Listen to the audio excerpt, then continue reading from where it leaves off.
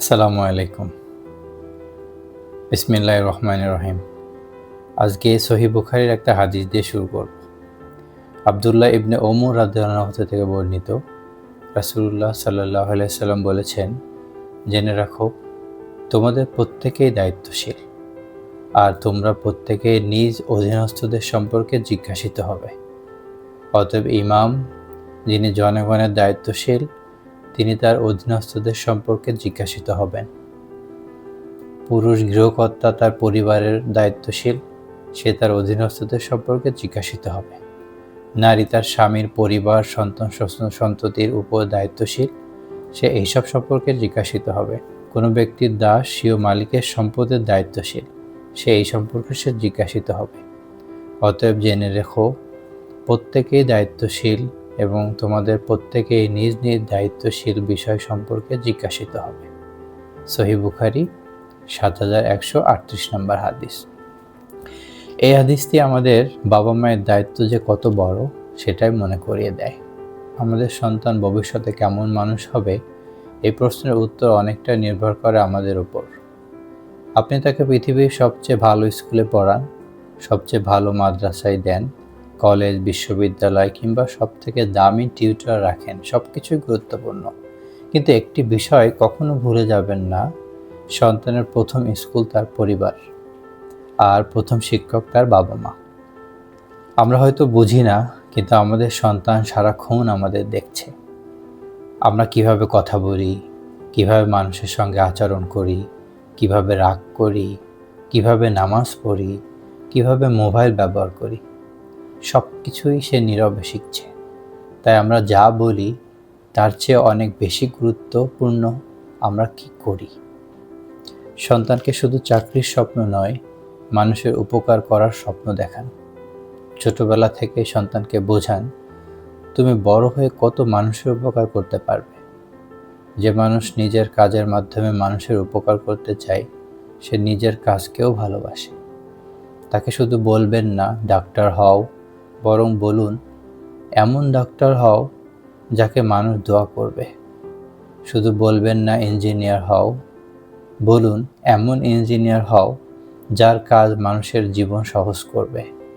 শুধু বলবেন না ইমাম হও, বলুন এমন ইমাম হও যিনি মানুষকে আল্লাহর পথে সুন্দরভাবে ডাকবেন। পেশার চেয়েও বড় বিষয় হলো মানুষ হওয়া। আজ থেকেই সন্তানের পরিচয় গড়ে তুলুন।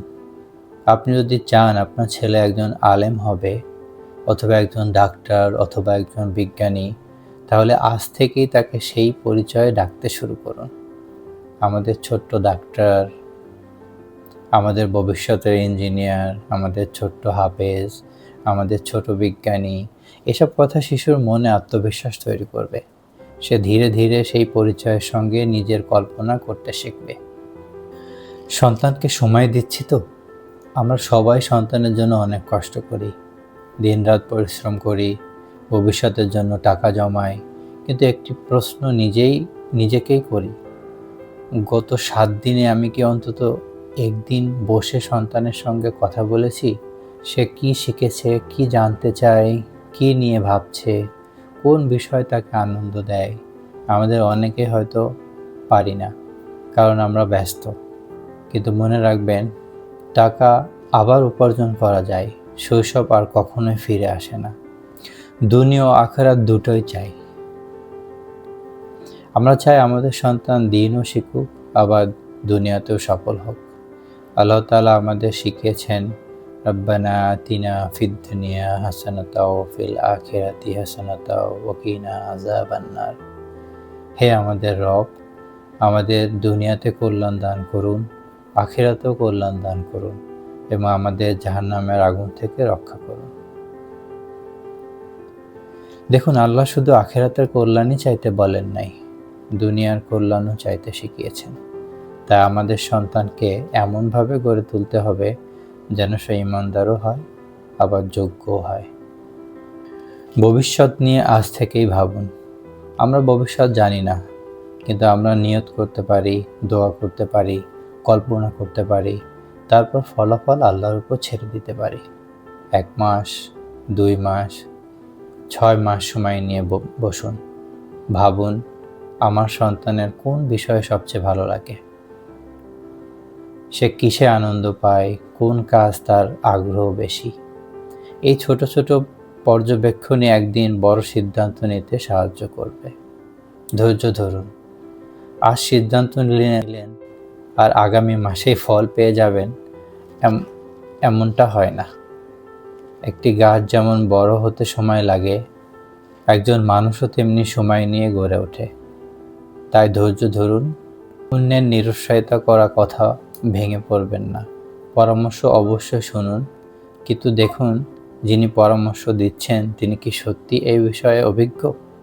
শেষ সিদ্ধান্ত আপনাকেই নিতে হবে, কারণ এটি আপনার সন্তানের জীবন। স্বপ্নকে বাস্তবের সঙ্গে পরিচয় করিয়ে দিন। আপনার সন্তান যদি ডাক্তার হতে চায়, তাকে হাসপাতাল দেখান। যদি বিজ্ঞানী হতে চায়, তাকে বিজ্ঞান জাদুঘরে নিয়ে যান। যদি ইমাম হতে চায়, তাকে বড় বড় মসজিদে নিয়ে যান। যদি উদ্যোক্তা হতে চায়, তাকে সফল ব্যবসা প্রতিষ্ঠানে নিয়ে যান। স্বপ্ন শুধু বইয়ে নয়, বাস্তবেও দেখাতে হবে। মেয়েরাও বড় স্বপ্ন দেখতে পারে। আমাদের সমাজে এখনও অনেক সময় মেয়েদের স্বপ্নকে ছোট করে দেখা হয়, কিন্তু একজন যোগ্য নারী ডাক্তার, একজন যোগ্য শিক্ষক, একজন গবেষক, একজন উদ্যোক্তা, একজন আলেমা সমাজের জন্য বিশাল নিয়ামত হতে পারেন। যদি আল্লাহ আপনাকে সামর্থ্য দিয়ে থাকেন, তাহলে আপনার মেয়েকেও বড় স্বপ্ন দেখান। প্রতিদিন মাত্র 30 মিনিট। প্রতিদিন মাত্র 30 মিনিট সময় দিন, শুধু সন্তানের জন্য। কোনো মোবাইল নয়, কোনো অফিস নয়, শুধু কথা বলুন, খেলুন, শুনুন। আর স্বপ্ন লিখে রাখুন, নিজের পরিকল্পনাও লিখে রাখুন। এই ছোট ছোট অভ্যাসই একদিন আপনার সন্তানের জীবন বড় পরিবর্তন আনতে পারে। শেষ কথা, আমার একটি বিশ্বাস আছে, আপনি আপনার সন্তানকে যে লক্ষ্যেই এগিয়ে নিতে চান, সেই লক্ষ্যই তাকে সেরাদের একজন হওয়ার স্বপ্ন দেখান। পৃথিবী দ্রুত বদলাচ্ছে, প্রযুক্তি বদলাচ্ছে, কৃত্রিম বুদ্ধিমত্তা অনেক কাজের ধরন বদলে দিচ্ছে। তাই শুধু একটি চাকরির জন্য নয়, আপনার সন্তানকে এমন দক্ষ মানুষ হিসেবে গড়ে তুলুন, সে পরিবর্তিত পৃথিবীতেও মানুষের উপকার করতে পারে। আপনি যদি এখনও আমাদের পেজ ফলো না করে থাকেন কিংবা ইউটিউব চ্যানেলটি সাবস্ক্রাইব না করে থাকেন, তাহলে অবশ্যই ফলো ও সাবস্ক্রাইব করুন।